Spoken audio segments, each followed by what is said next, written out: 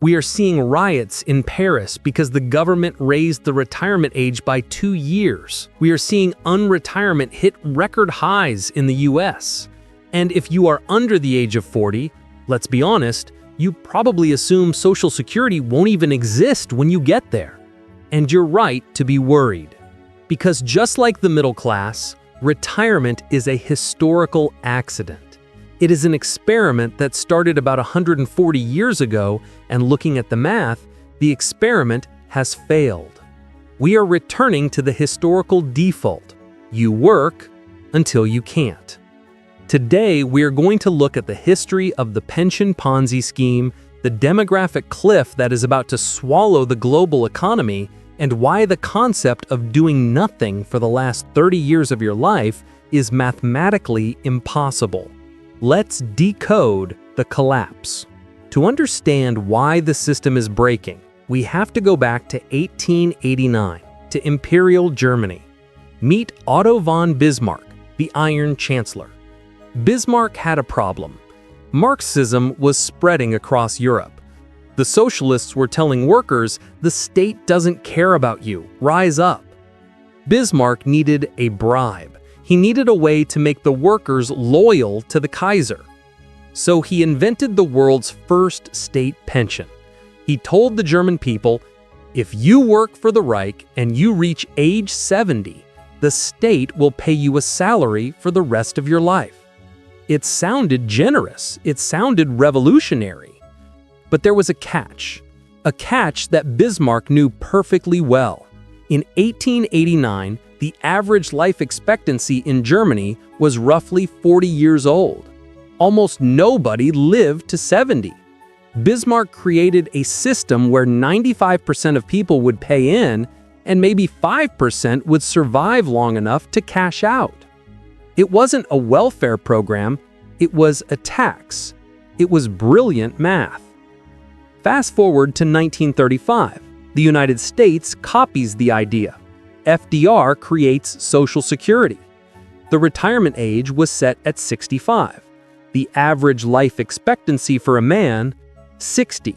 Again, the math worked because most people died before they got paid. This is the dirty secret of the social contract. It relied on you dying. But then, we broke the deal. We stopped dying. This brings us to the first fatal wound of retirement: demographics. Social Security and almost every pension system in the world is structurally a Ponzi scheme. Now, I don't use that word lightly.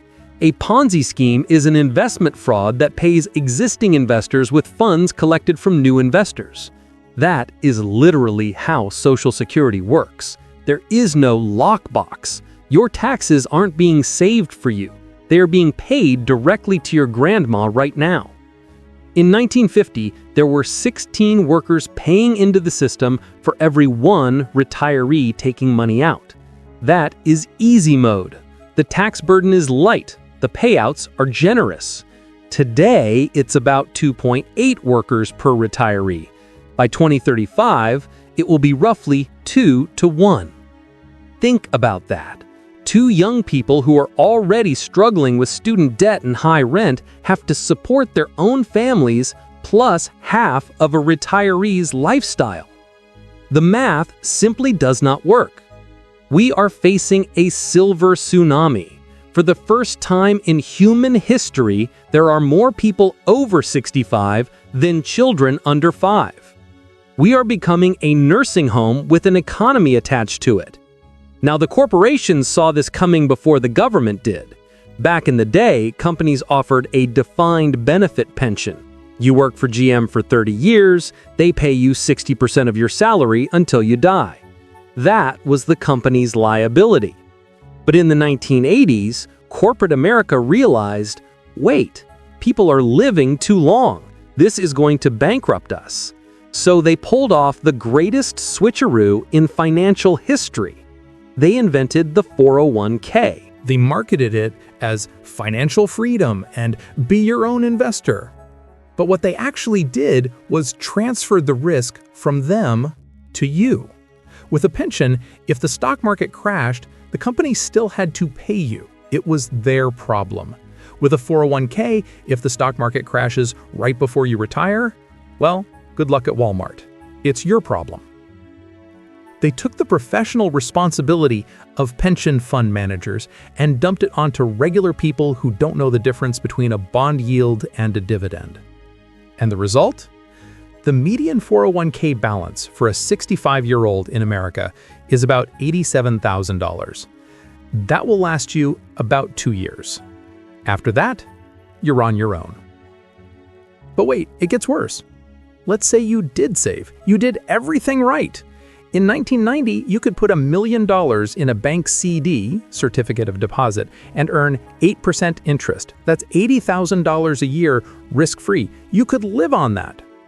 Then, the central banks killed interest rates. For the last 15 years, rates were near zero. This is called financial repression. To save the debtors, the government, they punished the savers, the retirees. Because you couldn't get yield at the bank, you were forced into the stock market. Grandma had to become a day trader just to buy groceries. This pushed stock prices up, creating the asset bubble we are in now. But it made retirement incredibly dangerous.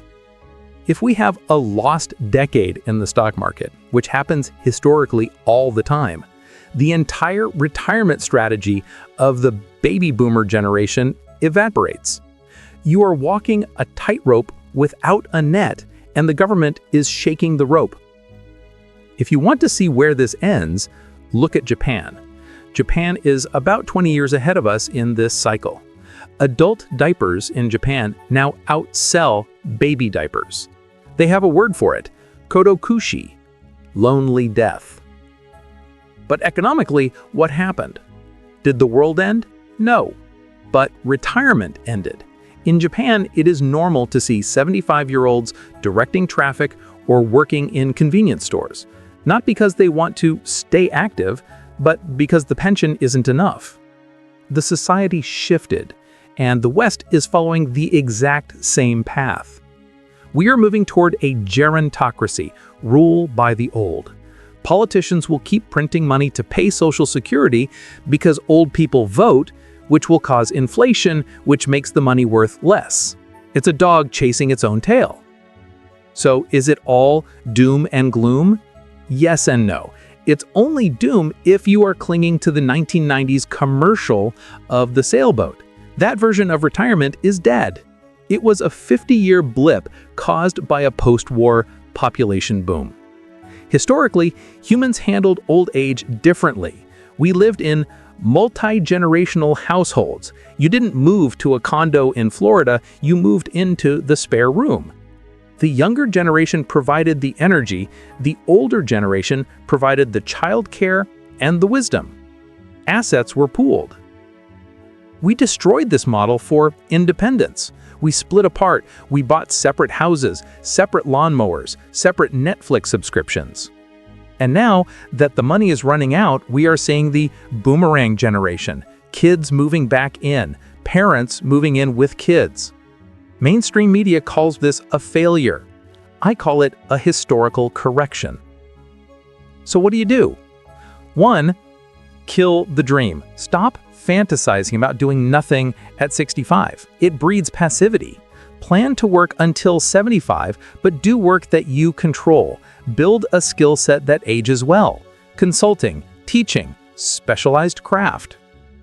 2. Buy assets, not promises. A government promise, Social Security, can be legislated away. A corporate promise, 401k match, can be cut. Owning your own home or a rental property or a business, that is real.